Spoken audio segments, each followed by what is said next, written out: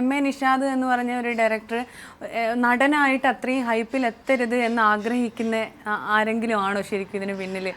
ഇപ്പോൾ ഒരാളെ പർപ്പസ്ഫുള്ളായിട്ട് വളർത്താതിരുന്നാലും അതൊന്നും നടക്കത്തില്ല. എന്തെങ്കിലും കാലത്ത് അത് വരും. എനിക്ക് സംബന്ധിച്ചോളം ഇപ്പോഴും ഞാൻ പറഞ്ഞു, acting is not my cup of tea.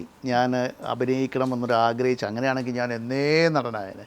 ഞാൻ എൻ്റെ 10 വയസ്സിൽ ഇവരൊക്കെ ചിന്തിക്കുന്നതിന് മുമ്പ് കമലഹാസൻ അഭിനയിച്ച സിനിമയിൽ അഭിനയിച്ച ആളാണ്. അതിലപ്പുറമൊന്നും ഇല്ലല്ലോ, അതിലപ്പുറമൊന്നുമില്ല. അപ്പോൾ അതുകൊണ്ട് ഞാൻ ഇപ്പോൾ ഈ അന്വേഷണത്തെ തുറക്കമെന്ന് പറഞ്ഞാൽ എൻ്റെ 10ാമത്തെ സിനിമയാണ് ഞാൻ അഭിനയിക്കുന്നത്. ഞാൻ ഒരു കൊറിയൻ പടത്തിൽ അഭിനയിച്ചു. വാക്കെന്ന് പറഞ്ഞ സിനിമയ്ക്ക് എനിക്ക് ക്രിറ്റിക്സ് അവാർഡ് കിട്ടി. സിനിമകൾ അഭിനയിച്ച ശേഷം ട്യൂമൻ എന്ന് പറഞ്ഞ സിനിമ, ട്യൂമൻ എന്ന് പറഞ്ഞ കെ സതീഷ് ഡയറക്റ്റ് ചെയ്ത മാനുവൽ ക്രൂസ് ഡാർവിൻ പ്രൊഡ്യൂസ് ചെയ്ത സിനിമയാണ്.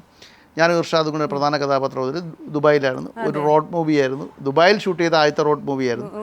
അതിനെനിക്ക് ഒരുപാട് അക്ലമേഷൻ കിട്ടി.